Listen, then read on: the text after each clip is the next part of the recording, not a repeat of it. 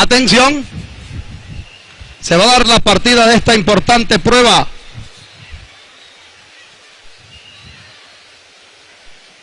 Listos, partida. Salieron las participantes del Clásico Cruz del Ávila, temporada 2016, a cubrir los primeros metros. Por dentro, Bayern Lod, Ring por el centro de la cancha, la lleva aquí a Yadiluna, trata de acomodarse en el tercero, otra que trata de venir es Gal Twin, la Alpujarra, después Rosalinda por fuera, Black Widow, y dejaron a la de Mercedes en el último lugar. Así van a cubrir los primeros metros, giran la primera curva y van en busca de la recta de enfrente.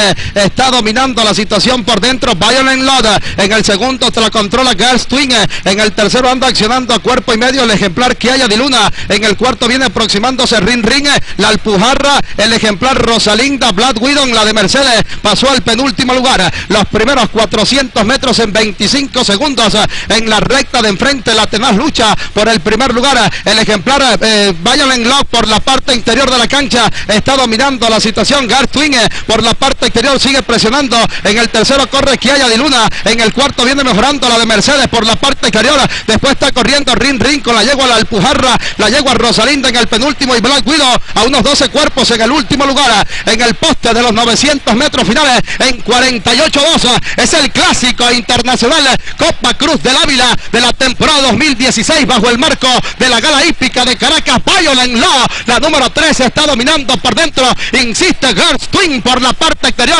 la yegua Bayern Lod por dentro, Girls Twin corre en el segundo, trata de accionar por la parte exterior la Alpujarra cuando comienzan el giro de la última curva, entran en la recta final y comienzan a vibrar las tribunas. La llegó Girls Twin por la parte exterior, Bayern Lod en el segundo y trata la Alpujarra por la parte exterior, viene corriendo mucho, la yegua la Alpujarra por fuera, ya desplaza y se apodera de la punta el ejemplar la Alpujarra con Rigo Sarmiento, no puede perder el Clásico Internacional Copa Cruz del Ávila, ganó el 6 la Alpujarra. En el segundo Girls Twin, tercero para el ejemplar Bayern Lod, después está llegando el ejemplar número 7 Kiaya de Luna, Ring, Black Widow, la de Mercedes, Rosalinda, en gran carrera y tarde maravillosa para Rigo Alberto Sarmiento.